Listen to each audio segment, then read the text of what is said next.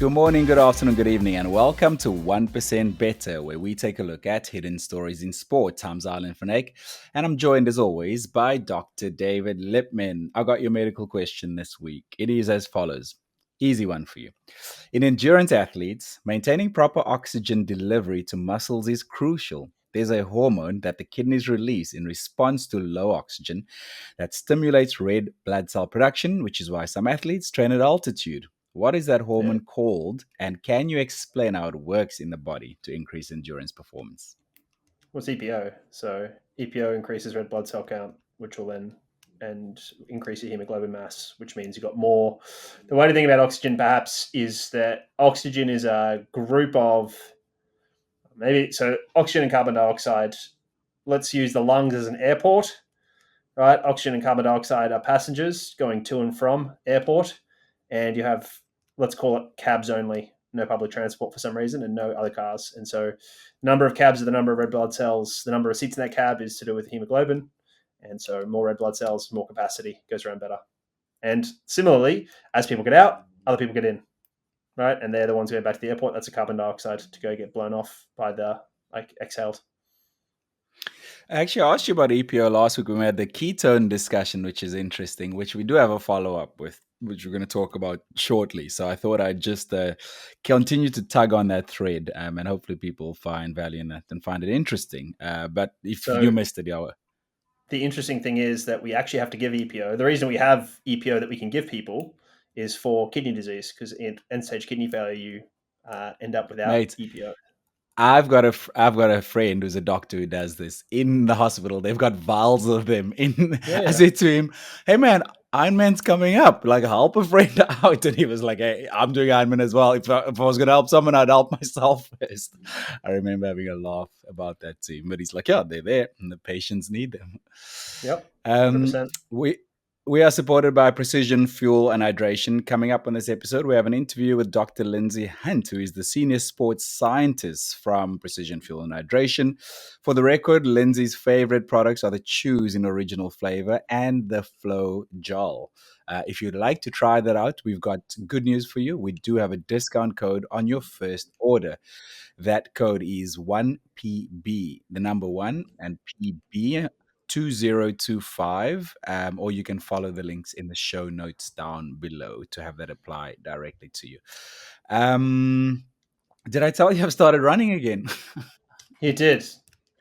You also told me you started running as soon as someone said, it's not going to be a problem. And so you started running. So uh, that speaks to the, you'd also said that once you'd made some decisions and all that stuff, that you had less back pain, which speaks to the biopsychosocial nature of this all, right? And the role that positivity has. Yeah, thank listeners who have been following this will know I've been having back problems for a long time now. A few months ago, I had a laminectomy. By the way, a big thank you to one of our listeners, Sue Simon Ellis, who sent me a podcast on back problems with the surgeon, which I found very, very helpful. But basically, I've made a decision. I don't think I announced it last week. I've made a decision to get a spinal fusion in January next year. So it seems to be the only way forward for me. But that speaks to the biopsychosocial aspect of that you've been talking to. Since I've made that decision, I've been in less pain, and I've been taking my dog Bentley for a 2.5 to 3K walk every morning because movement is so good for the body. But during that walk, I've been running like 100 and 200 meters at a time, and the body's been loving it. Like, I think movement is very good for the back. I don't know what to say, mate. I've been saying all this all along. Maybe not on air, but certainly off air. I'm happy, mate. Happy you got a decision. Happy it's helping. Happy all those things, right? But it does speak to the biopsychosocial nature of pain in general, but specifically back pain. The feeling of helplessness is certainly something that doesn't help the back. That's for sure. So, really happy to hear it, mate. Happy you got a solution. Now we're, just for listeners who are interested in this, it'll mean 6 weeks off the pod for Xylon. So we're just busy working through those, the realities there and what we have to do. As I said to Xylon, wouldn't be the first time I've solo hosted, so that's okay. And we'll see what happens there. Oh, that's early next year. We're a long way off from that. Maybe I'll clone myself. Maybe I'll use ChatGPT to clone myself, and I'll still be there with you. We'll figure it out. Figure out how to do it. Did I see last Sunday that you did a long run? What's happening? Are we Yeah, running? Are we loving running again? I don't know about that, but certainly running with people. I ran with people a lot last week, and caught up with a listener to the podcast that we shouted out last week, TGJ, Tom GJ. He is an old friend of mine from school, and he came down to London, and we had a bit of a run together, and ended up doing 24Ks. So that was, I ended up tacking bits on to get there and back, but yeah, it was good. Nice around the river, really good. Had a coffee afterwards. I was like, oh, this is great. It's probably a bit far for me. I reckon I would have been good at 22, 23Ks. It's probably just a little bit far for me. I wasn't 100% on Monday. Like my Achilles was like, yeah, just a little bit grumbly, but that's okay. But yeah, bounced well, ran okay yesterday on the treadmill. Have a run after this. So yeah, it's all good, mate. I won't be running anything. I have no FOMO about New York Marathon this weekend. So yeah, none of that. But yeah, let's see. What about Treadmill World Championships? Because you do run on the treadmill a lot. We're going to talk about this, and I'm going to ask you about this. Don't go anywhere. We are supported by Stride. I saw that they launched Stride 5.0, Stride Duo 5.0, and adaptive training. If you don't know what Stride are, they are amazing running power meters. I'm sure you've got insight into what they just launched, right? You are such a geek when it comes to this stuff. Less than I'd like, and I'm certainly going to learn more soon. But so far, what I can ascertain is probably what is public. So it's a smaller, more accurate product. I don't know how they improve the accuracy. I found it to be pretty good as it is. The thing I like, really smart here, smaller, fine, whatever. Like that's helpful. That's the way tech goes. Okay, but you can tap it now to see the battery, which is super helpful. To this point, you've had to like check your phone app, and so I think that's really smart. And they've got a two-sided magnetic charger that's on the keyring. I think it's on a keyring or something like that. So it's such a smart upgrade design wise. So I think that's really really smart. Particularly like that charger, I just love it. So the adaptable programs and which are more customizable will be interesting. I haven't played around a lot with this. I need to play around with the sort of what exists now and then talk to them a bit about what they've done. But I mean, this is where everything's going. Everyone wants to be able to have AI or whatever machine learning adapt their training based on other factors like the way it can sense fatigue or the way it can sense injury mechanisms, that sort of stuff. So, yeah, I think it's really cool. I'm excited to see what they built, and we can go from there.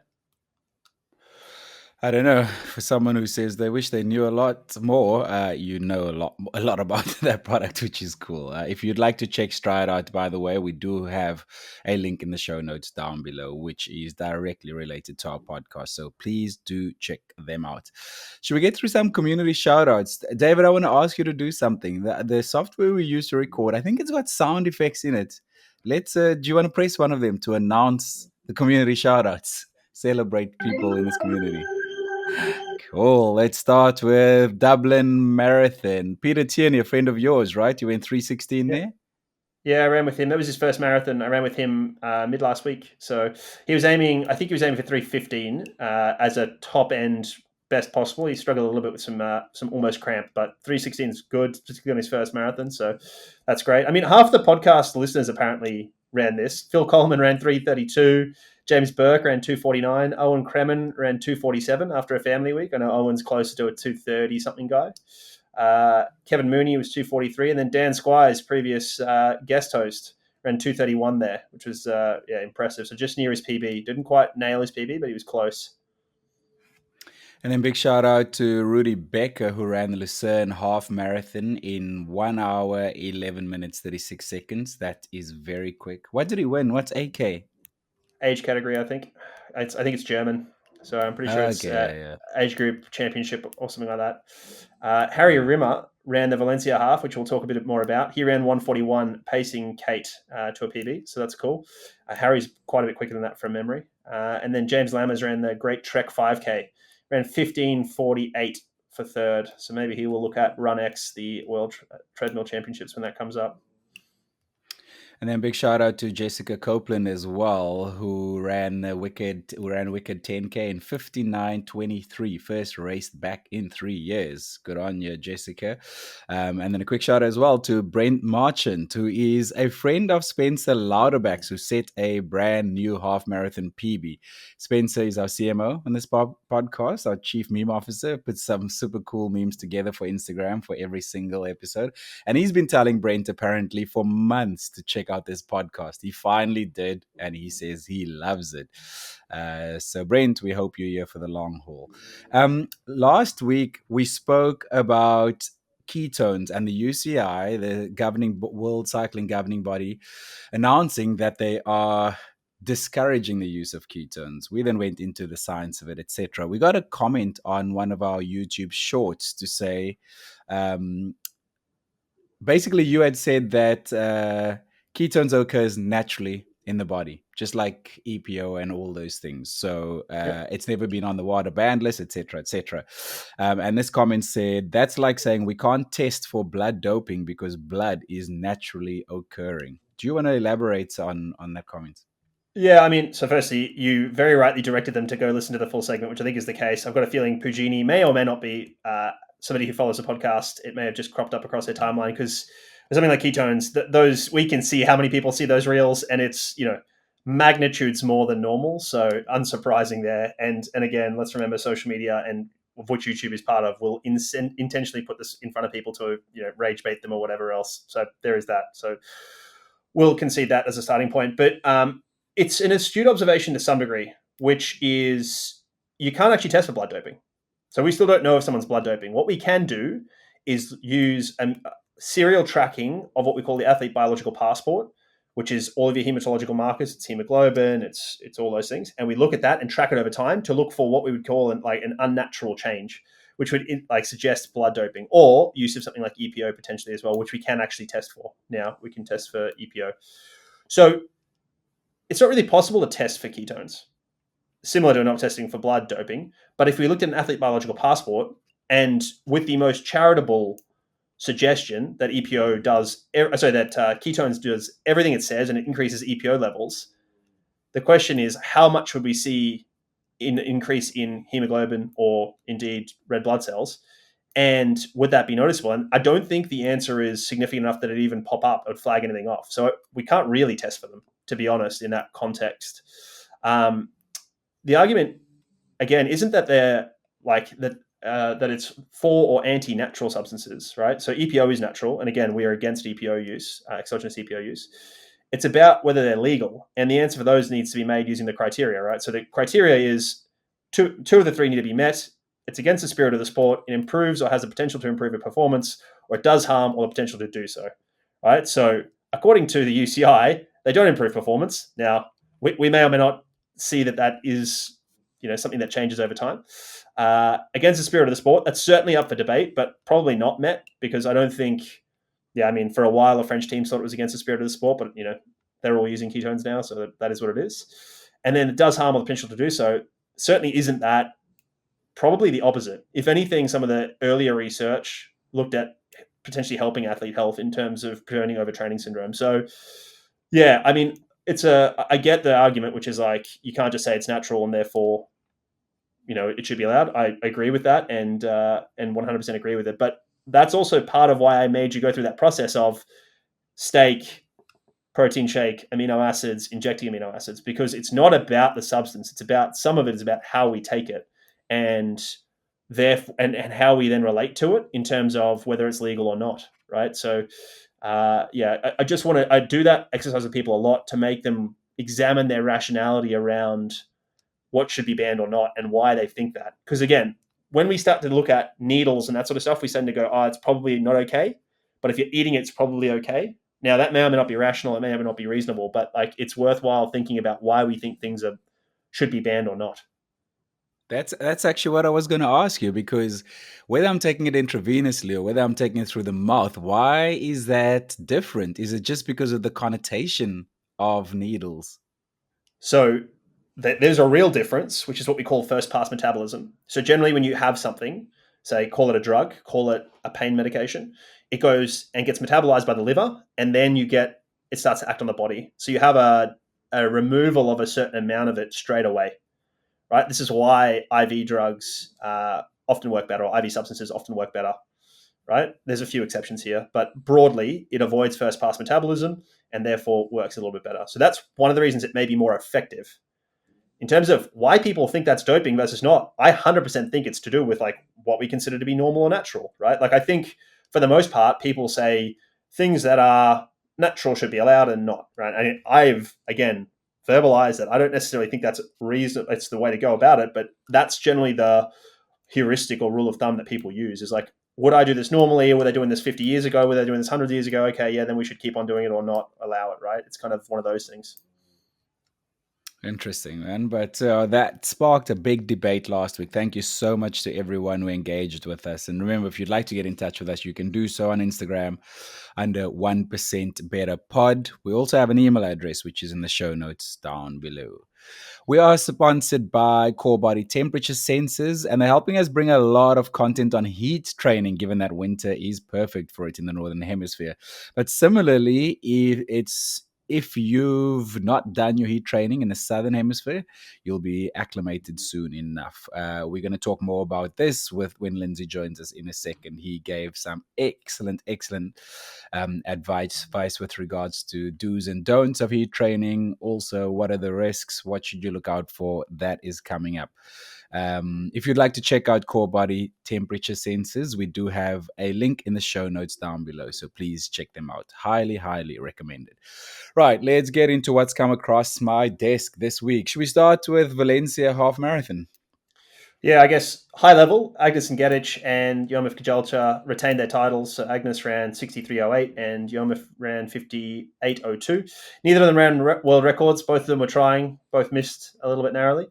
That is what it is. I think the more impressive stuff is probably a little bit lower down. So Andreas Almgren, the Swedish runner, smashed Julian Wonders' European record, running 58.41 for fourth. It's the first European ever under 59 minutes. That's so quick. This guy also been running 5K, 10K PBs. He may be one of the most impressive runners in the world at the moment, given his ability across distances.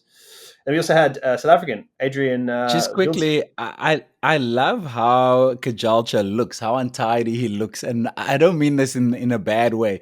If you look at like Jakob Ingebrigtsen, he looks like very put together, very neat, very tidy.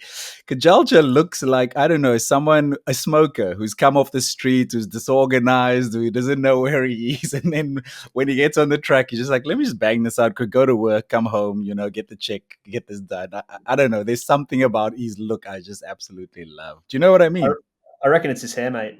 I reckon it's his Yeah, hair, that's and a then big part like of it for sure. and then often how his singlets fit because they're a little bit looser. He wears them a bit loose. Exactly. He doesn't look like a pro, like the typical pro athlete. He looks like an age grouper. Maybe that's it. It looks like he's got like his big brother's gear and he's turned up for a bit of a run. So yeah, exactly. Yeah, and then he wins. Yeah, easily. Usually. So yeah, and then in fifth overall, Adrian Vilskot from South Africa ran 59.13. Looks like he paced that pretty well. You threw some splits in here.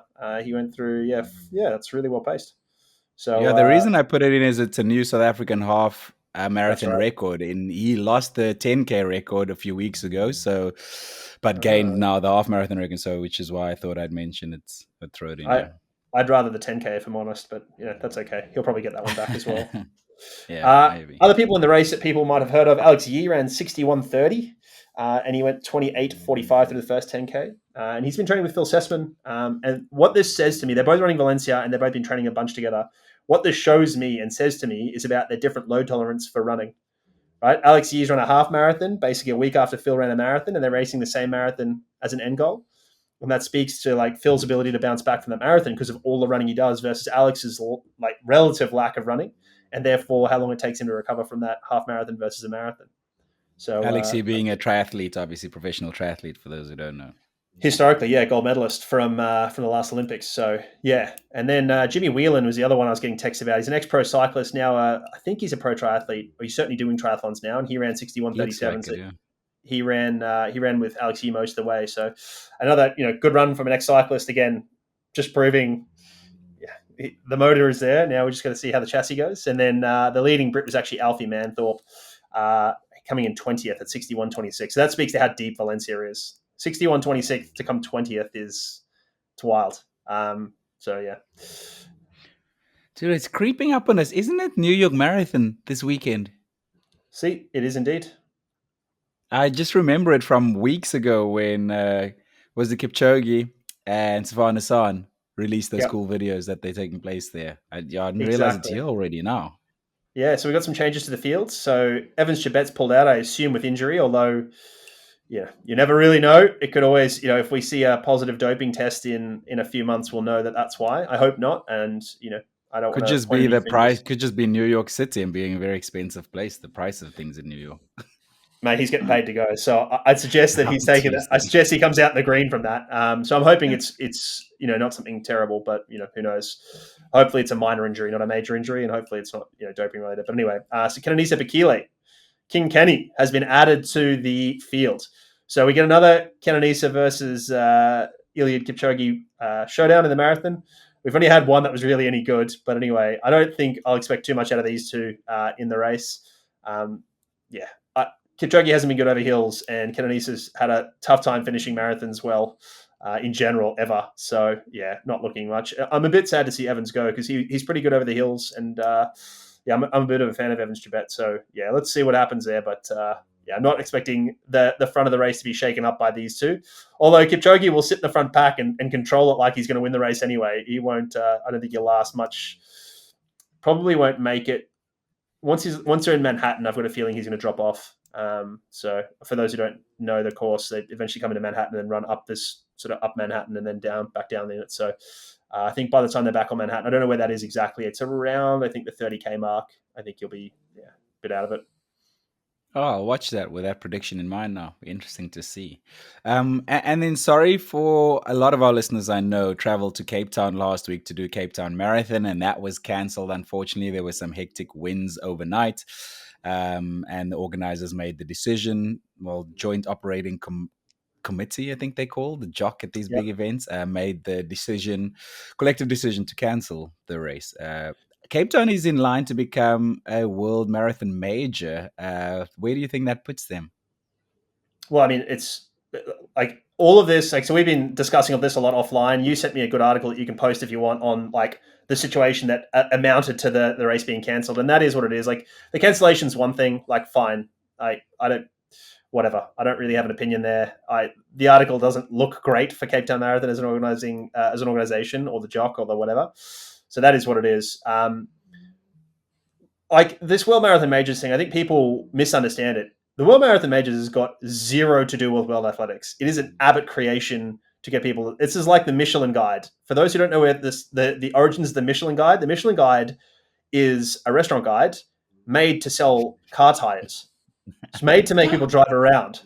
So it's worthwhile remembering that these things are made up and they become a thing, which is great, and it's great marketing and all that. But like, it's just a random thing that started. I mean, these are good marathons, or the original 6 are really good marathons.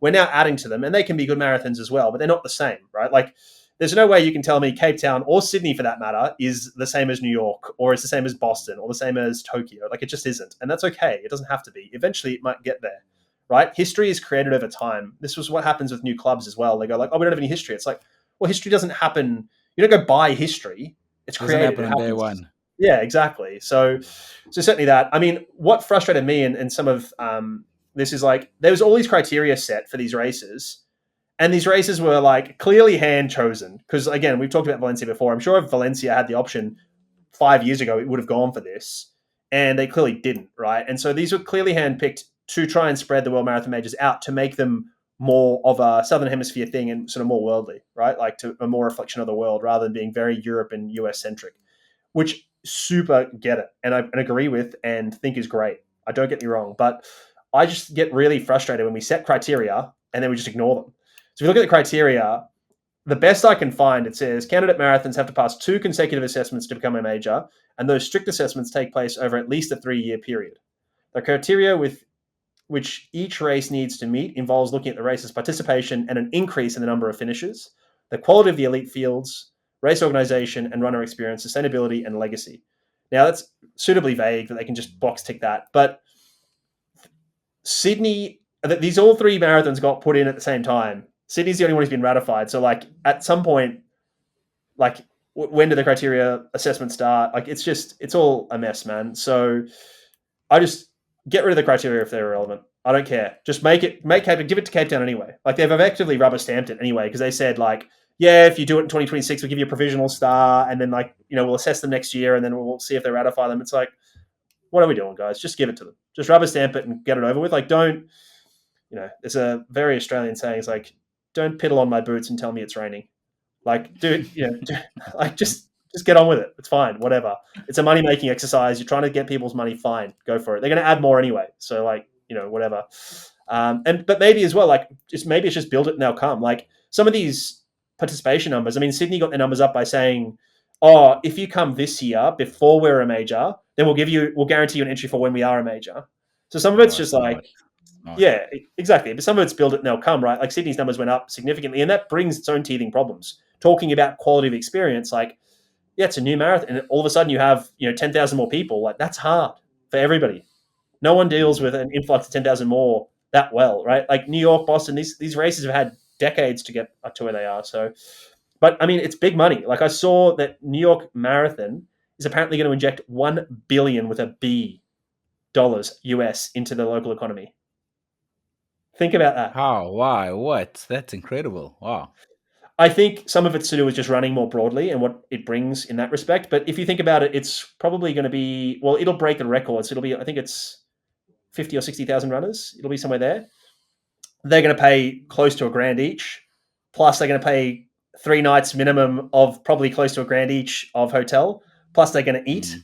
Plus, they're going to bring people who are going to spend money and eat and do all those things. Plus, they're going to flights. Plus, they're going to go do sightseeing. Like, it pretty Mm. quickly doesn't surprise me very much at all, man. And Yeah. I've done Boston. Like I saw what we did around there, and I just thought, oh yeah, actually this it gets expensive quickly. So you said a friend of yours had gone and done Chicago and said like it was like insane the costs. So that's how, Yeah, the man. price of a coffee is like 5 times, 6 times what it costs a year, if not more. So easy for them to get to $1 billion if they have 40,000 people there. That's just on coffee, man. Yeah, exactly. And maybe that's the benefit South Africa will have, man, is that it's going to be a lot cheaper for people. So you're going to have a huge influx of Europeans, etc., and they're going to come and spend a lot of money doing, because once you go to South Africa, it's like, oh, we may as well take a holiday afterwards and do some other stuff, right? So, Yeah, I've got yeah, some friends from Italy at the moment racing gravel burn, 8-day gravel burn. They spent some days in Cape Town and they were like, whoa, we had unbelievable food at a fraction of the price of what it would cost in Italy. So there is that. I guarantee Um, you it wasn't Italian food. no, definitely not. Big news in the triathlon world. We spoke months ago when Imogen Simmonds tested positive. Good news for her. She has now been cleared of any fault and is free to compete again. Have you been following this? What's the story there? Yeah, so we cover this on our March 7th episode called Birthdays, Tokyo Marathon, and Doping Test Failures. So, like, if you want to go understand the intricacies of the case, go there. I was speaking at the time. Basically, the high level is she tested positive for a substance called ligandrol, which is a selective androgen receptor modulator. Again, go listen to the podcast. He explains that. The concentration was low. It's called in picograms. Again, you can go listen to that podcast. And she had a negative test 6 days before and 20 days post. She also had a negative hair sample with a positive hair sample from her partner who also was using that substance, right? And there was papers that I cited at the time looking at the ability to transfer it via sexual fluids or bodily fluids, indeed, and via sexual transmission. And she sort of said that was the case. So it looks to be that that's all been held up in court, which doesn't surprise me at all because, the case was pretty strong. She got pretty lucky to be tested pre and post. Like very, very, to be completely honest, you got really lucky there, particularly because some of these were out of competition tests. So Oh, and they wow. don't get tested that Wow. frequently out of competition. So, if she's not Yeah. tested, 6 days before, then it's Wow. and to be clear, those negative tests 6 and 20 days prior, like that speaks to like kinematics of when she was taking stuff. So she got pretty lucky in that case. She would say she's somewhat unlucky in that this took a long time and it was pretty messy. And I get it, and I sort of feel sorry for her as a human, regardless of whether she however you think about people who are doping. These cases are very tough for everybody, whether they are clean or dirty, and whether they intended to dope or not, and whatever. Like the worst case is what looks to be this case, which is no fault and like no benefit, and just having your career and your name trashed, Oh, right? yeah. Like That's what I was thinking. It's so interesting to see how she comes back, how she races, which partners stood by her. Like you say, there's very little upside and mostly just seems to be downside of I can't imagine what she would have been through the last 9 months or so. Yeah, and for those interested, if you want to hear how messy can get, go listen to on Free Trail podcast with Dylan Bowman. He interviews Stian Ungerbit, who's a Norwegian trail runner who tested positive, and he talks about some of the process and how messy it was and how bad it was. And that really changed some of my perception of how hard it is for these athletes. So I'd encourage you there. But just for completeness here, there's a statement that was released on, it says, over the course of the results management proceedings, the athlete was able to establish their presence of ligandrol in her sample was due to inadvertent contamination through intimate contact with her partner, who was taking supplements containing the prohibited substance without her knowledge, which is pretty important. It's important that she doesn't know that, because that could potentially be a problem as well. The athlete was able to establish that she bore no fault or negligence for the ADRV, the adverse drug something, anyway, basically a positive test, and therefore no period of ineligibility is imposed, and the athlete is free to compete effective immediately. As the sample was collected out of competition, there are no competitive results to disqualify. So let's see. I'm looking forward to seeing her back racing. I'll be following that closely and just see mentally how you even approach the first race back, when you do it, how you do it, and it's also a huge cost for her because she was smashing the T100 this year. So she's missed 9 months worth of racing and that stuff, right? And she had a T100 contract, which I'm sure they didn't pay her out. I'm sure there's a clause in there to say, like, if you have to be stood down for this, we don't care. So that's a lot of money she's lost. More of the downside we were talking about. Anyway, we have to get to Lindsey Hunt shortly, but we got a few more things to rattle off. Molly Seidel, an American marathon runner, she's moving to ultras. Yeah, so she won the bronze at Tokyo 2021 Olympics in the marathon. And she's always kind of flirted with trails. Like, she'd go to UTMB with her sponsors and stuff and do stuff there. And so I saw her announce on a podcast that she's going to go to the ultra space and she's going to run the Black Canyons 100K in February, which is a big step up. Like, it would make sense for her to go to the 50K, but yeah, she's had a really tough patch with injuries, like a lot of injuries for the last couple of years and some eating problems and all that. And now she's back and racing, which is great, but she's also unsponsored, which is really... Oh, wow, really? That's yeah, weird. she said, like, as a medal winner, Olympic medalist. Well, but she's done nothing recently, so the sponsors drop her. It's like a brutal world, man. But like, I think moving to ultra, she'll be better off. She has a better personality for ultra from a brand perspective, and I think she'll do pretty well, and brands will jump on her. So yeah, she'll get sponsored pretty soon, I reckon. Speaking of ultras, last week saw the big backyard ultra. Yeah, so this is the big, last man standing run by Laz Lake. So Sarah Perry was the top woman. She ran 95 laps, which is 395.83 miles for a new women's world record, that's a lot, yeah. And the race overall was, obviously, there's only one winner. Everyone else is a DNF. And so that was Phil Gore, who ran 114 laps. So it's a casual 114 hours of running there. So brutal. I heard there's controversy in the Rugby World Cup Qualification. What is the controversy? Happens almost every time, mate. So Brazil are replacing Paraguay as Paraguay fielded an ineligible player. This happens all the time with passports and eligibility around rugby. We've talked a bit about this on the podcast previously, which is why I put this in here. But this happened to Spain. Last World Cup, they were qualified and they got pulled out, and I think Chile went through as a result.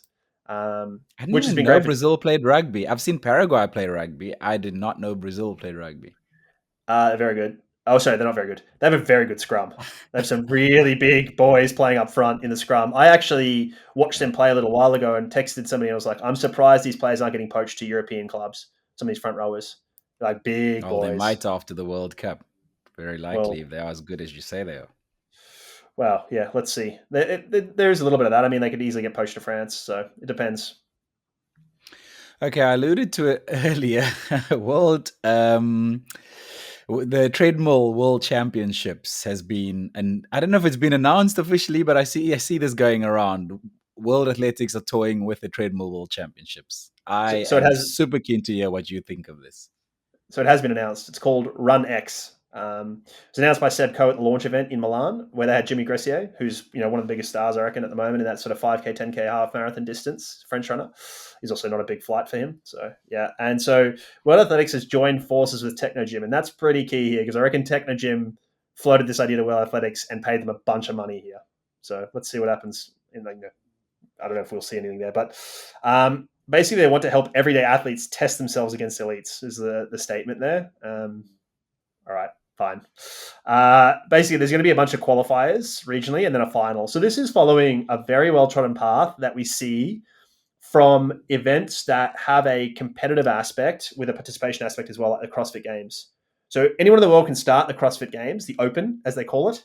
And if your times are good enough, then you go to regionals, and then you eventually go to the final, right? So what that does is it creates both context for you on what these elites are doing, but also buy-in and sort of part of the journey. So I think it's pretty smart in that respect. So basically, runners are going to compete over the 5K distance, which is crucial. They'll have a leaderboard and real-time rankings, and then each result will be certified through treadmills connected to the Technogym digital ecosystem. Really important because each treadmill is different. So I assume that they're going to have specific treadmills and specific gyms that are specifically calibrated, etc. So starting from Q1 next year, fitness and wellness clubs all over the world will be able to affiliate and join the network, no doubt paying money, for the first World Treadmill Championship. Starting from Q2, runners will be able to register for the competition that will be held in Q4. The top-ranked participants in each country, categorized by age, will then advance to regional championships in the autumn of 2026. That doesn't make a lot of sense. I assume that they'll go there, and then the finals will be in Q4. So anyway, the top 10 male and female runners from each regional championships will meet in person for the final at the end of the year, which will be in some stunning location, apparently. I don't know if they're going to have the treadmills outside or not, or if it's just going to be a stunning location and they're inside in a gym. They'll compete for a place on the podium, which comes with a prize pool of $100,000 and a wild card entry into the World Athletics Series events, including the World Road Running Championship. So I think that's just kind of cool as a pathway. Yeah, it's cool as a pathway for like up and coming athletes. I think there'll be people in age groups who want to do this as well. That's fine. I mean, this makes a lot of sense. It's like, listen, Zwift exists, as do the World Indoor Champs, like the World Indoor Champs for Zwift, the Esports World Champs, and then indoor rowing champs exist as well. And it's kind of similar to Hyrox as well, looking at trying to meet people where they are. But this is almost certainly going to expand in distances. Like this year's going to be 5Ks, sure, and 5Ks is the smart distance because parkrun exists. People run 5Ks. It's very accessible to people, but then also it's a distance you see at races that are short enough as well. It's 15 minutes on TV, so yeah. But they'll expand this. It'll be a 10K, probably a half marathon at some point as well, maybe even a marathon world champs. And it's smart from Technogym, right? Like super smart. It sets them as like the leader in the industry when, probably, to be honest, from a running experience standpoint, I probably prefer Woodways. So it's quite interesting. And clearly trying to encroach on Hyrox's space here. So they sort of say it helps. Maybe it helps contextualize the track. I'm not convinced the treadmill really tells you much about what's going on in the track or really gives you that insight. But if it gets 10,000 more people in the world, which doesn't seem like a lot, to run a bit and do some 5Ks and start this, and like, cool, great. Yeah, seems like a great idea. Sort of a grassroots / elite program. Let's see how that goes. I like that there's a pathway to it. So let's see how that goes. In similar news, the World Triathlon has approved fitness racing as a world triathlon discipline. What's this about?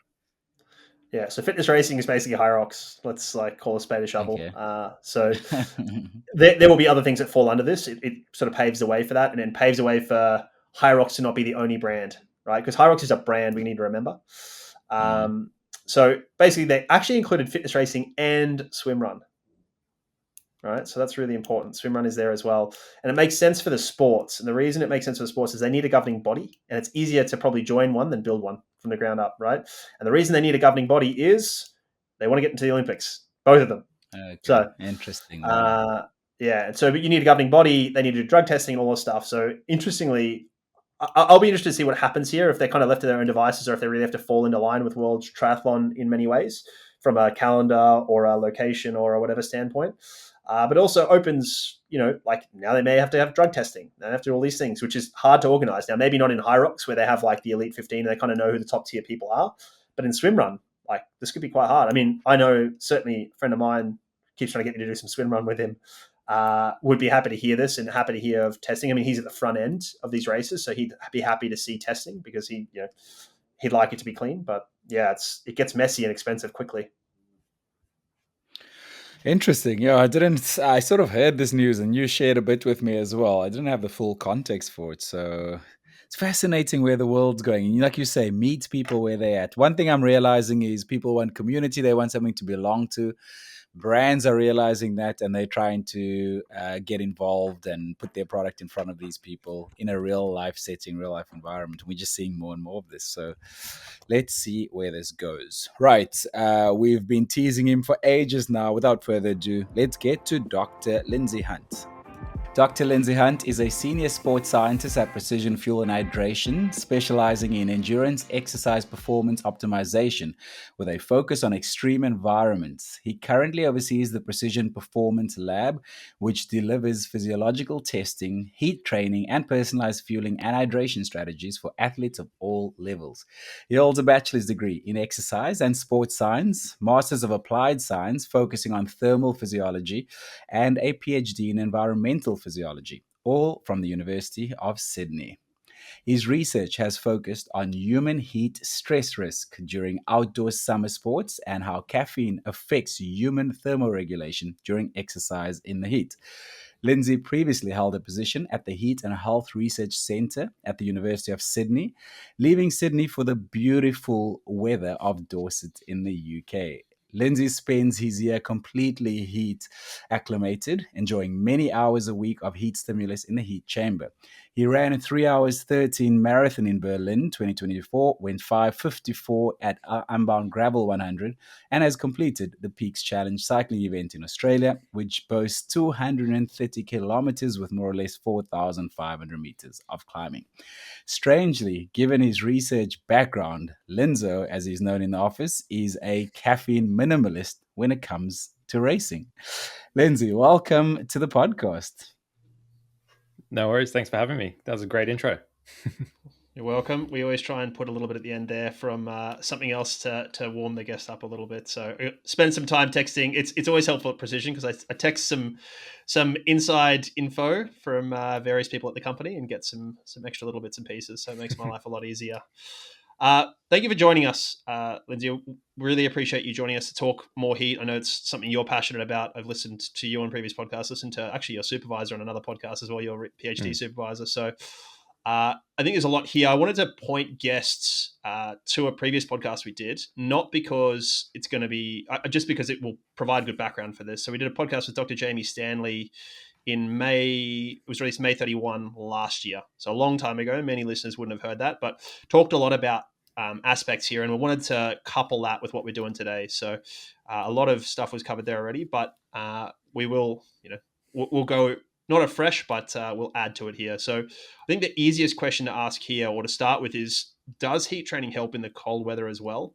And is there a lower bound of temperature for this? Yeah, okay, it's an interesting one. I think in a lot of the research, there's been mixed results there when you're looking at performance in the cool, and that's, I guess, no surprise due to different methods and performance tests that different studies employ. I'd say it really depends on the context of your sport. So, for example, if you do enough heat training, you'll tend to see an increase in hemoglobin mass, and you might improve your VO2 max. And so, for sports, well, for performance events like a short 5K, for example, that are more determined by someone's VO2 max. So if you can improve that and then improve your VO2 max and then perform better in a 5K or shorter, then you're very likely to see performance benefits there in sort of even to very cool conditions. And so, you could be running in 5 degrees doing a 5K in your local park run, for example, and feel the benefits from doing 3 to 4 weeks, 3 to 5 weeks of heat training. And I think when you look at when you look at where the temperature becomes important, that's going to be different depending on your modality, for example. So, cycling, heat training from a point of view of heat training to enhance your performance in all conditions, that you might not see benefits from the heat training below 20 degrees, for example, because you're going to have so much convective cooling.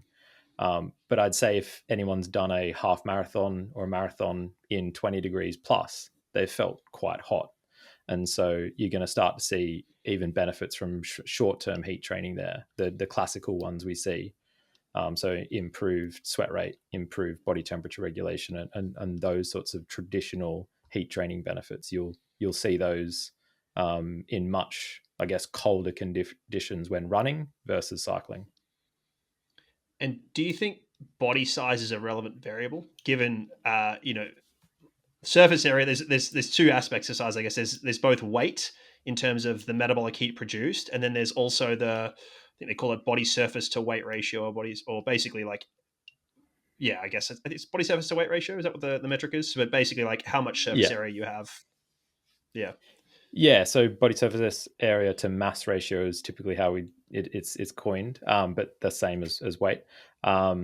And what do you mean, sorry, in terms of what it would affect? So I think as a bigger runner, you're going to generate more heat, right? Yes. And that will vary. So there are two variables here. There's more heat because there's more of you, and there's also a differing ability to lose it if you have a different body surface to mass ratio, right? Because that's where convective cooling happens. It's where conductive cooling happens as well. So there's this, I guess. Do you think there's a disproportionate benefit to heat training in people who are going to produce more heat, or do you think it's probably just you kind of dealt the same thing, you're dealing with the same thing? It's a very interesting question. I'm not aware of any research that's tested this.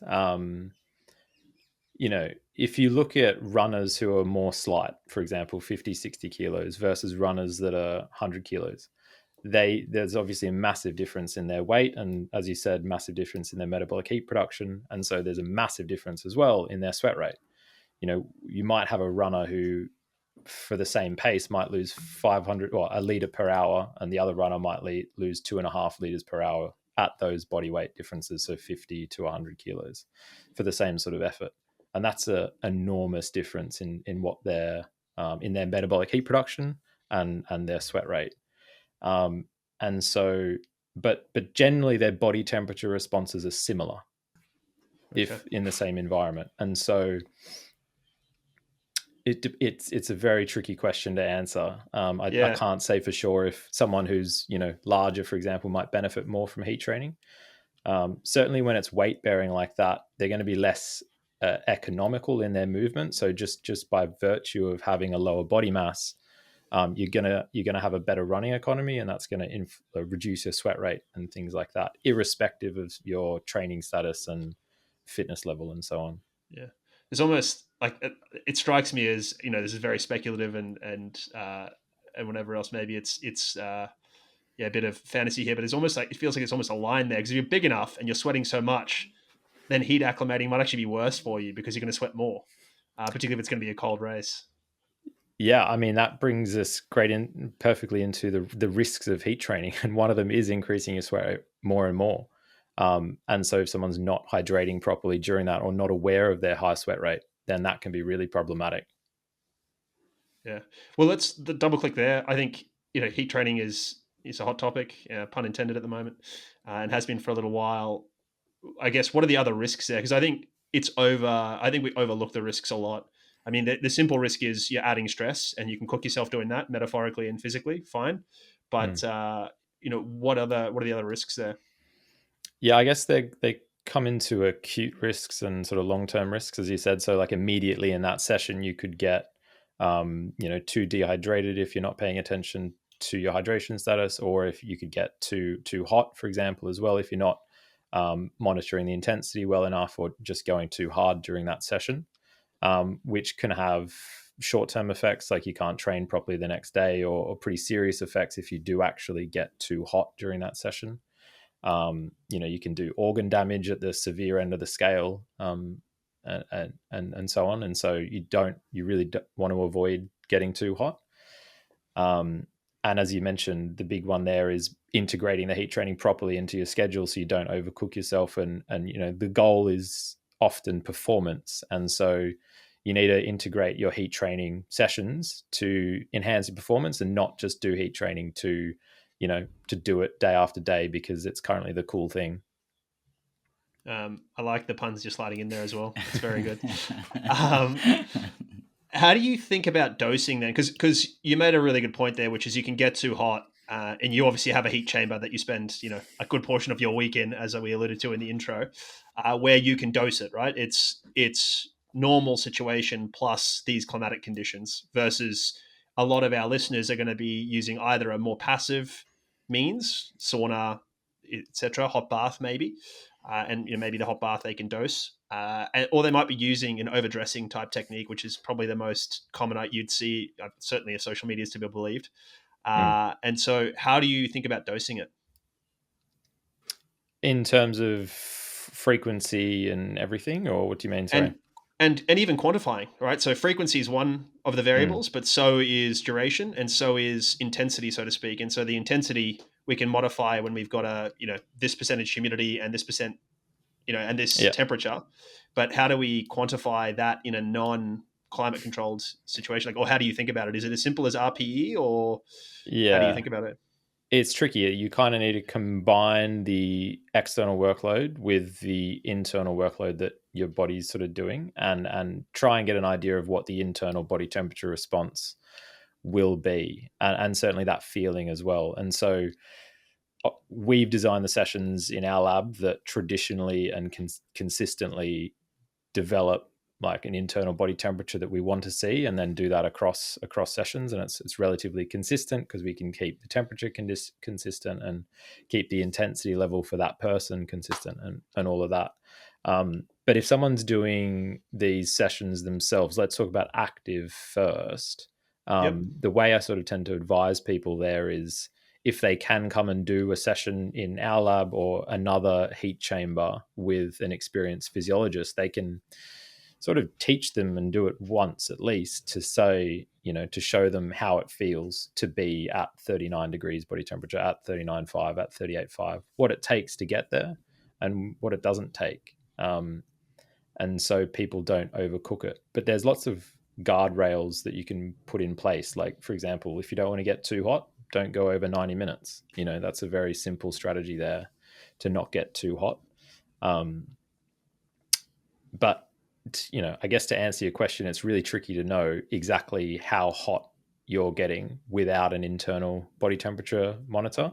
But once you know for you how hot you get, or what it takes for you to get to 38.5, for example, then it's relatively easy to just continually do that day after day after day. Given if you keep the additional clothing, for example, and the environmental conditions relatively consistent.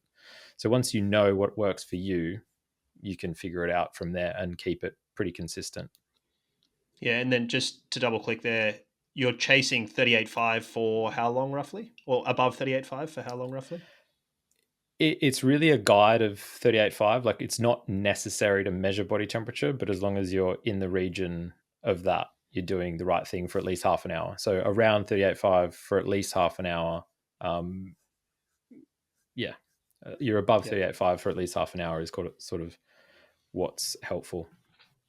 Got you. But in one recent study, they did 5 weeks of heat training with just additional clothing, and they didn't even monitor body temperature to any extent. They just put additional clothing on, trained with that on for 50 minutes a day, 5 days per week for 5 weeks, and they received enormous, the traditional benefits from heat training that you'd expect, as well as around a 4% improvement in hemoglobin mass. And so my point is that as long as you put on some clothing, you get hot and sweaty 50 minutes a day regularly or thereabouts, what your body temperature is exactly doing might not matter as much as some people tend to think. Lindsey, just quickly, David's about to ask you a question about a paper you published. Is it on purpose that researchers make the titles of the papers tongue twisters and things that are very, very difficult to read, and try to get as many words in there as possible? Because David, I'm going to put you on the spot here. I challenge you to read this title here without stumbling over your words. I mean, it's descriptive, and I know exactly what the research was, but I want to put you on the spot. Well, I was going to do that anyway, but I was going to ask Lynn. I was going to just make a point quickly. Is it like it may be? I have been the way I've been asking questions has been intimating that there is a sort of light switch effect, and regular listeners will know it's like physiology is a dimmer switch here. So to Lindsay's point that he's just made is like, it's not about, okay, if you didn't hit 38.5 and it wasn't for 50 minutes, you got zero benefits. And if you magically hit 38.5 and you made it to 50 minutes, then you got 100% of the benefits. It's a dimmer switch. And it's, one way to just think about it is it's a way of adding or decoupling metabolic with mechanical stress. We've just all of a sudden decoupled them, or internal to external load to some degree, a little bit more than normal. So it's just a way you can induce that. And it's probably better to do less rather than more when you're starting in terms of overdressing. I mean, if you look at the papers, like there's a Ronstad paper that was obscene what they wore. It was like 4 layers with down coats and ski jackets and three hats. And it's like, yeah, it's uncomfortable. So yeah, but to Xylan's point, the paper that I was going to refer to is caffeine alters thermoregulatory responses to exercise in the heat only in caffeine habituated individuals, a double-blind placebo-controlled trial. And basically, this paper, your paper here, suggested that caffeine habituated and non-habituated individuals had differences in thermoregulatory responses in the heat. So for the listeners, that suggests that if you're a regular caffeine user, that's not coffee drinker, because those two things aren't always the same. If you're a regular caffeine user, you'll respond differently to the heat. Can you talk a little bit about this paper, Lindsey? It was really interesting to me. I'd never come across this. Yeah, for sure. So it was my master's project I did with Ollie J at the University of Sydney. Really exciting project. Mostly, I guess the idea was born out of a thermal physiology research control point of view. So we wanted to understand if people could potentially have their morning coffee before coming and doing a research study in thermal physiology. So in all thermal physiology, as well as other sports science research, people will say people refrain from using caffeine and having alcohol for the 24 hours, 48 hours before coming and doing that research study. But as a coffee drinker myself, and I'm sure you guys might be as well, that can lead to some uncomfortable feelings that morning. And so we wanted to test the idea. And so, yeah, we did a study and looked at the influence of caffeine on these two different groups of people, because we hypothesized that the responses might be different. And so that essentially saw, I think it was about a 0.3 degree elevation in body temperature in the caffeine habituated individuals when they took caffeine, but not when they took they had a placebo pill. And then there was no effect at all on any response on those individuals who aren't regular caffeine users. And that was in no difference in sweat rate, skin blood flow, core body temperature, metabolic rate, all those sorts of things. So it was very interesting. Yeah. So just to confirm, there was no difference in the non-habituated users. I forgot the paper a little bit, but there was no differences in the outcomes, but there was a difference in the body temperature for the caffeine habituated users. Is that correct? Yeah. So they had when they took caffeine, they had an elevated body temperature by about 0.3 degrees compared to when the habituated users took a placebo pill. Yeah. But then there was no other differences in sweat rates and things like that. No difference in sweat rate. The only difference we saw in any of the, I guess, thermal effector responses was actually in skin blood flow. So skin blood flow was actually reduced with caffeine in the habituated group, which we believe was due to a reduced vasodilatory response with the caffeine, because caffeine actually blunts adenosine receptors in the skin, where it preferentially binds there and boots out the adenosine receptor. And adenosine actually, it actively vasodilates, or it contributes about 20% of our vasodilatory response. So it's a small factor in how we vasodilate the skin. And so, it could potentially reduce that. And so the idea is that it potentially holds more blood flow into the core. And so when you have the same amount of heat distributed across the body, but held more centrally, we'll measure that as a higher temperature, which is what we saw. Which is fascinating, because you would anticipate, if anything, I'm sure your hypothesis was that like the habitual caffeine use would see no difference, and the people who were non-habituated would see a difference that was marked. So it's the opposite of what you'd see, which is why we do science, right? Is to try and disprove our theories, not prove them. But it was a really interesting insight. Do you think it has implications that are meaningful for people who are thinking about racing in the heat? Because it's a question I got, and the reason I perked up on this paper was an athlete who's racing soon in a hot environment actually reached out to me and said, "Hey, should I abstain from caffeine because of the temperature issues?" And I said, "Oh, no, it's probably not worth it, and it's probably not worth it's probably noise, and the caffeine benefits better for you." And then I found your paper and thought, actually, maybe I'm wrong here.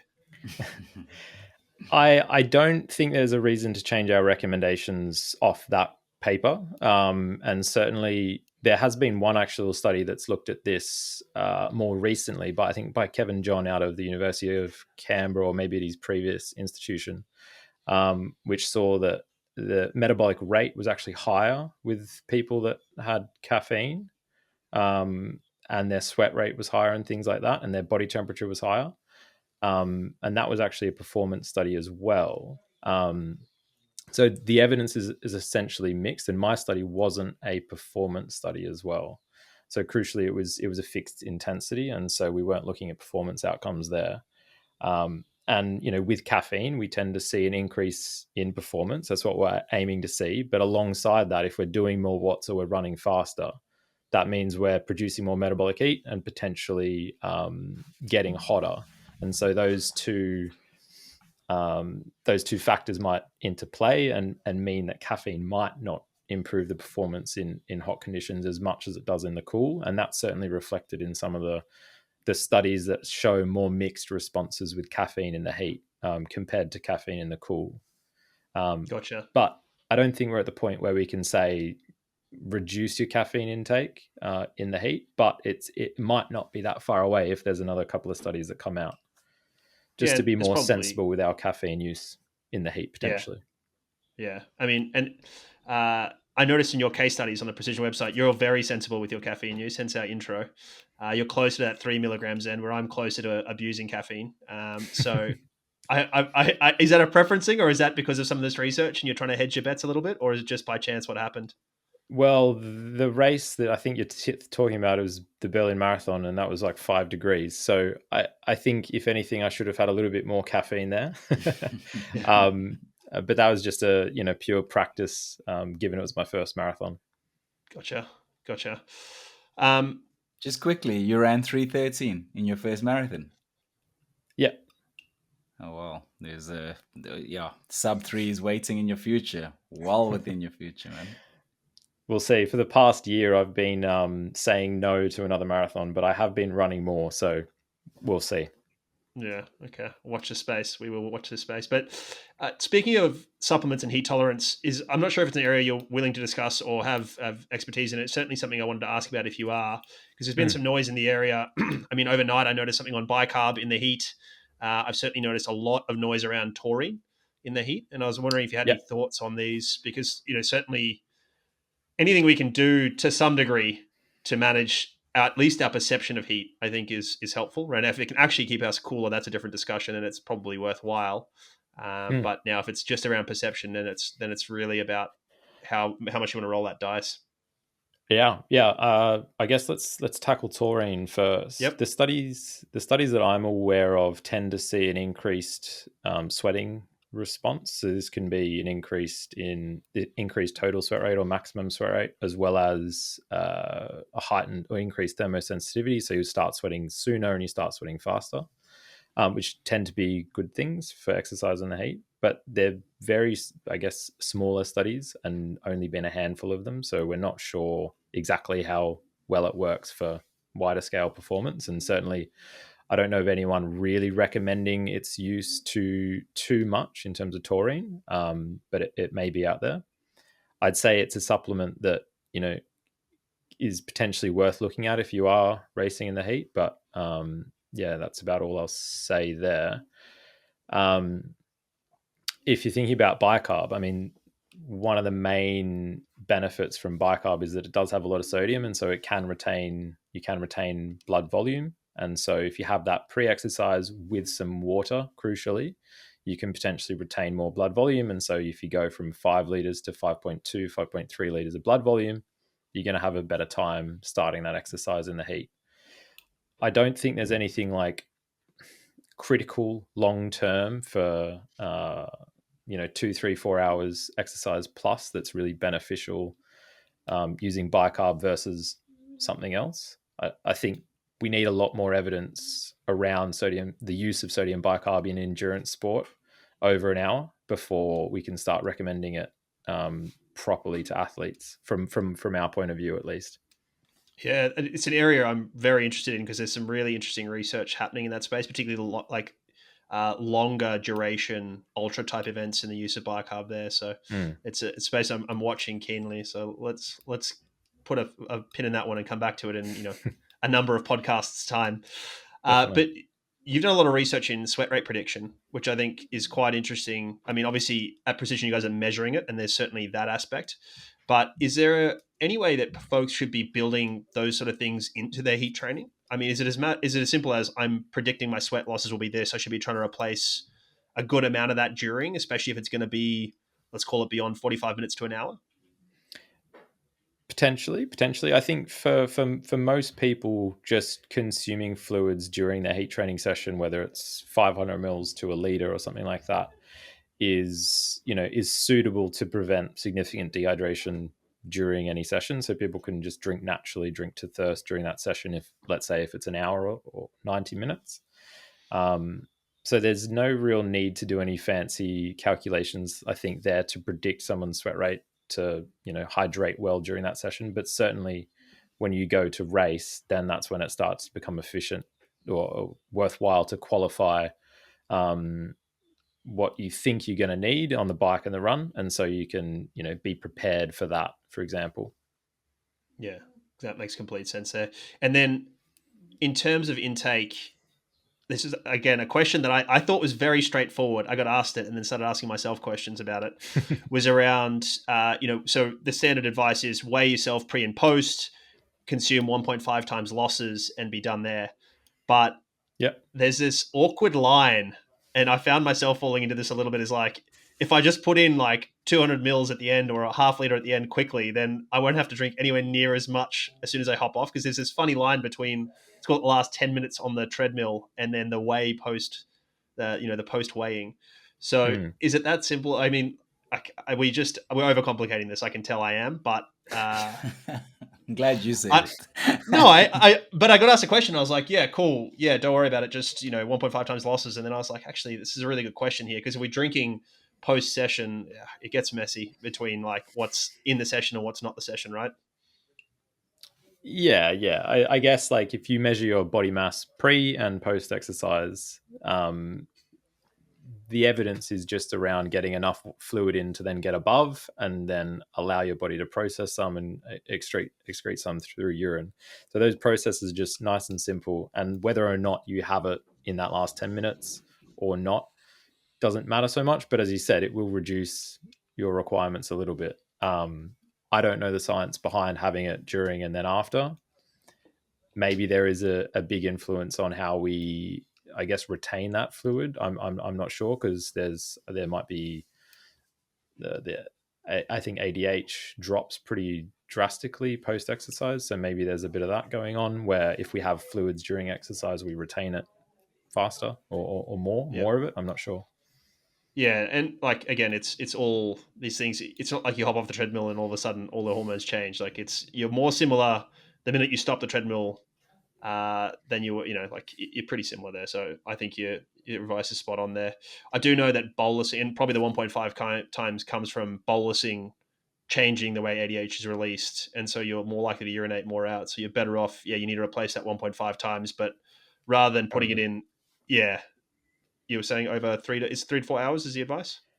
I sort of say 2 to 3 hours, but 3 to 4 hours is pretty common as well. It depends. Yeah, but if you put that down in 30 minutes, there's a good chance you'll pee most of it out, is the take-home message here. So that the bigger the load of water you drop in, the more likely you are to excrete some of it, hence the 1.5 times advice.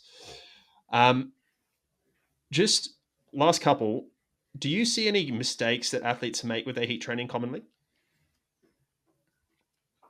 I think one of the two biggest things I think I see are people are going too hard early on during sessions.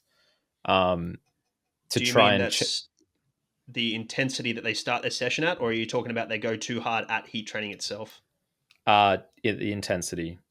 Yeah. So people, I think we touched on it a little bit before, but people tend to chase body temperature or chase a number if they have a particular wearable device. And so this might potentially underestimate, at least early on in the session when body temperature is changing rapidly. At least in the data we've collected in our lab, what I see is it tends to underestimate things in that first 20 to 30 minutes. And so the trouble will be if someone is aware or understands or believes they understand that they need to be at 38.5 as quick as possible to get most of these benefits, to turn that switch on, as you said. They can, go too hot, for example. They go too hard, they do too much power, they run too fast. and so that compromises the remainder of the session. And then they've just had a hard early part, and then it needs to be really easy at the back end. And so you have this really big difference in the intensity early to late. But that's not how we tend to race. We tend to race a little bit more consistent. And so what I like to do in the lab is get people up to temperature a little bit slower. They usually get to 38.5 by about half an hour or 25 minutes, depending on the person. And then they stay there for the remainder of the session. And so, yeah, I've heard a lot of people overcooking themselves, going too hard early in that session, and then they just struggle because it's a lot of intensity, especially if they do that day after day. Yeah, ironically, I happened to do that this morning by chance, by virtue of the session I was doing. I ended up going really hard early, and then really struggling with the heat later, and like had to really drop the intensity, drop my heart rate a little bit towards the back end. So it is it's real. So, any other mistakes you see? Yeah, so the second one is typically potentially not doing enough of it. So I hear a lot of people saying, "Oh, can I?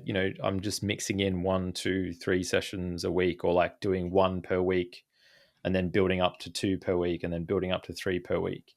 And that might work. I don't know, but it's not been studied in the research, so I can't recommend that. And so I wouldn't call it a mistake just yet, but because there's no evidence around it working or not working. But certainly what we know is effective is figuring out a way to integrate 4, 5, 6 sessions per week for 2 weeks, 3 weeks, 4 weeks, and then certainly dropping down to maintain those adaptations as you go into your race, for example.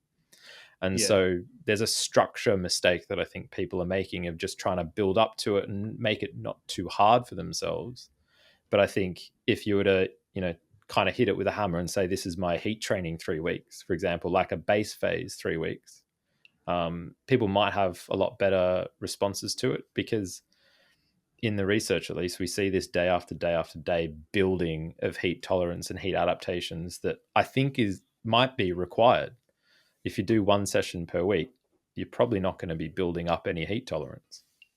Or you are, but it's going to decrease again, because again, I think the research says you lose about 2% a day, right? So like if you're gaining, let's call it, charitably, you gain 10% the first day, and then you do it once a week, it's going to be back to the baseline by the time you do it again, right? So there's certainly an aspect of that. I think I understand the mentality, right? Which is, let's not introduce too much stress at once. But I think the way you do that is to manage your internal load. And again, we sort of talked about this with Jamie Stanley, is like, you have to change the mechanical work you put in to modify that so the internal load is appropriate, rather than I'm just going to do less of it. You need to sort of think about it that way, I think. So yeah, I agree with that. And is there any advice you'd give for people, other than the mistakes, any advice you'd give for people? We talked about weighing, we talked about modifying intensity, talked about how to structure your heat training. Any other advice you'd give people? I would say, if you can, get to a local lab and speak to someone like me, wherever you are. Do 1 session with them and see what they can advise. So we have we don't tend to go and seek advice a lot of the time, but heat training and experiencing this type of thing, a proper session in a proper lab, can be quite helpful and enlightening, and show you what to do and what it feels like. And you can always ask questions, and you can learn a lot from these sorts of people. So I think going and seeking advice like you would if you had an injury and you went and saw a physio, or like you would when you went and got a coach, for example, or when you saw a nutritionist, it can be quite helpful if you are quite serious about this, and they can help you manage, as you said, that internal load and what works for them. Yeah, I think that's something I came down when you guys did your launch, and I scared you endlessly because I just hopped on the treadmill and started running fast. It's something that I did take away from that, was I'd forgotten how much you sweat for how long afterwards. That was something that I'd really forgotten about. And that really helped like trigger in my mind, like, oh, the heat training I've been doing is fine, but I may not actually be getting hot enough, because I'm certainly not maintaining that core temp up. Because I remember I did something like 25 minutes. It wasn't long, and and it wasn't like, I wasn't running super fast, but like probably faster than you were comfortable with at the time. And I hopped off that treadmill and was just pouring sweat and would not stop for a good hour. So I remember thinking like, oh, wow, there's a learning moment here for me, including talking to the professional. So on that note, thank you so much for being a professional on this podcast and joining us. And any questions, Alan, from you? You've been really quiet, mate. I'm just listening. No questions from me. It was really, really helpful. I think you articulated really well. Sometimes I'm just here to police David to make sure it's not too sciencey, it's not too over people like me's heads, and you guys did a really good job. Well, we appreciate that, mate, and we'll pass that on to, of course, Lindsay's here. We'll pass it on to Precision as well, and appreciate your time, Lindsay. Thanks for joining us. Where can we? I mean, so you mentioned not running a marathon. What else can we keep an eye on from you, both in a professional, personal, or sporting endeavors? Anything we should keep an eye on? Nothing too exceptional, but there may be a half marathon or a middle distance triathlon next year at some point. Okay. Yeah. Any thoughts on which half marathon you might want to do if that was the case? Yeah, I've been looking into Reykjavik in Iceland, Reykjavik half marathon in, I think it's July, August next year. So I've always wanted to go to Iceland. Warm. Yeah, always wanted to go to Iceland, and being an Aussie, being from Sydney, it's not too easy to just pop over. So this seems like a good opportunity now living in the UK to pop over, so to speak. I love that. Well, enjoy sunny Dorset, and we will be keeping abreast of everything. And thanks so much for your time. Awesome. Thanks for having me, guys. Cheers. There we go. Lindsey Hunt, thank you so much for joining us. David, thanks for facilitating that and putting it together. Yeah. And thanks to Precision as well for making him available. Obviously, it's part of his job. And thanks to Lindsay for his time. He doesn't have to say yes, but also thanks to Precision. And thanks to all the listeners who do help us, right? By going through either ordering with Precision code or following links in our show notes to either Stride or Core, you do help us. So thank you. That stuff does mean a lot to us and does mean a lot to the sponsors of the podcast. It allows us to bring you content like this. So please keep doing that. Please keep rating the podcast as well. That has stagnated a little bit for us. Share us so that your friends will eventually start listening to us, as Spencer Ladderbeck did for us. So thank you to all, and thank you to Lindsay. I took a lot from that. It was cool we always talk about the positives of heat training, and I think, some of the be careful stuff. And I'm really starting to notice, and I keep asking this, I listened back to our Jamie Stanley interview, I listened to his, I've done some other podcasting around heat. The quantification of heat load is really difficult. So we'll start to talk a bit more about this coming up in the next few weeks. So yeah, let's, what did you take away from it, mate? No, I just really liked that the guidelines that he gave. Also found that study that he did, the caffeine study that he did, interesting, and said there's more to come from this. That's the beginning stages. Yeah. But yeah, I would really recommend people follow some of the do's and don'ts that he mentioned there. It's really insightful. Do we have anyone in the doctor's office this week? I have someone in the doctor's office, actually. Kevin De Bruyne, a professional football player. He was Man City for years, a Man City legend. He's moved to Napoli, sort of towards the end of his career and injury prone. In last week's game, he took a penalty and got injured while taking the penalty. I've never seen that before. Scored the goal, was about to celebrate, and then realized he had done his thigh. But and he's out for months apparently. But the big thing for me is he has been injured the last couple of years, quite a number of times, and probably realizes that this is towards the end of his career now, and obviously still loves football and would love playing.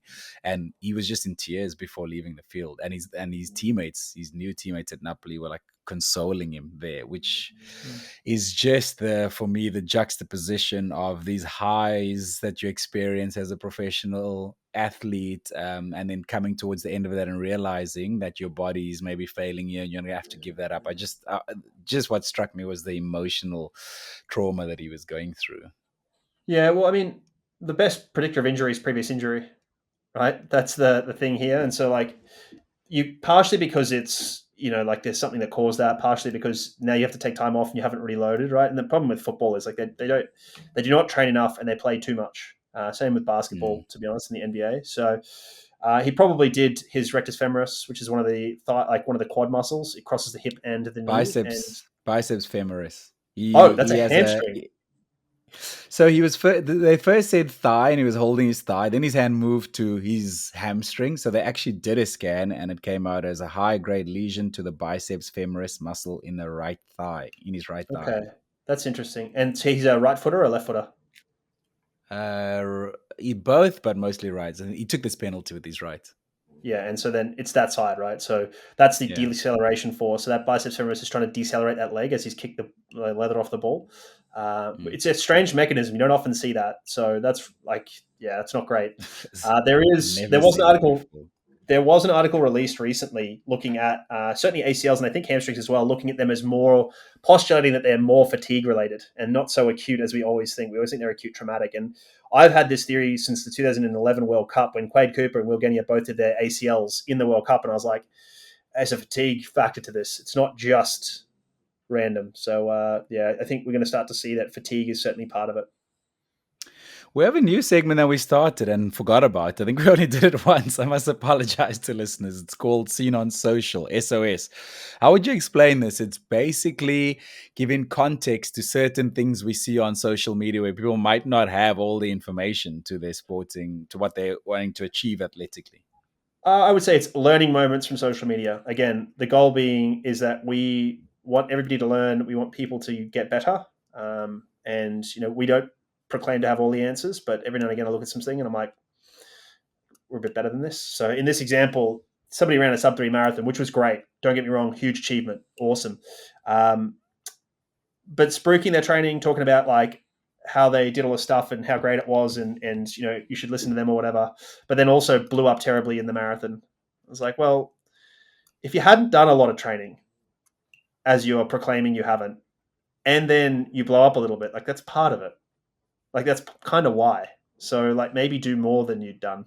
Like that's how you don't blow up in the marathon. So yeah, I mean, I think the marathon is unique in that there's such a durability component, and any mistakes you make with pacing or any work that you left out, you pay back for with significant interest. Right, the seconds you save early in the marathon are paid back in minutes later, and I think the same goes for like the training you didn't do in that respect. If you're not ready for it, you will blow up. So a lot of people have got the heart or the central factors for it, the lungs, but a lot of them struggle with just the pounding on the legs, even with super shoes. And this used to be way worse before super shoes. I promise you that. So yeah. I miss it so much. I must say, I miss the marathon distance so much and would love to get back there someday, man. But maybe 75% through the way through that marathon probably won't be saying those things that I'm saying now. What are we watching this weekend? Is there rugby on? It's an enormous weekend of rugby, mate. Everyone's playing. Springboks are playing. Springboks are playing Japan. All Blacks are playing Ireland in Chicago. Australia's playing England. Scotland is playing USA. Ironically, not in the USA. Even the other teams are playing in the USA. There's a bunch of games on, so it'll be good. Big weekend of rugby, which will be good. I'm weekend home alone with the dog, so we're spending a lot of time watching that. What about you? What are you watching, mate? I'm not watching anything. It's my wife's birthday this weekend, so wink, wink, nudge, nudge. I'm not watching any sports. No way. It's not me. Not on her birthday weekend, so nothing for me, man. Let's move on. Mate, it was a sports equinox. You refuse to talk about this. You keep forgetting about this every year. I love the sports equinox. So it's the time of the year where the 4 major leagues in the US are all on at the same time. So, and there's one day where there's all being played on the same day, and that was I think the 27th. So it's just gone. It's crazy. I mean, I don't really care for baseball, but like watching and reading up about, or watching some highlights of, and reading up about the MLB Finals or World Series is crazy. Shohei Ohtani's having just a ridiculous thing. My family are Dodgers fans, so I'm getting text messages from them loving it. So that's baseball, basketball, football, and what's Hockey. The fourth one? Hockey. Okay. Yeah. Cool. Should we get out of here? This has been a big episode. Yeah, let's do it. Thank you so much to everyone listening, streaming, subscribing, and sharing the podcast. We really appreciate you. And if you're listening at this point in the podcast and you have not subscribed yet, what are we doing here? What are we doing with our lives? Come on, man. Do it. You know you want to. Click that button. David, thank you so much. We'll catch you on the next one. Thank you, mate. Take care.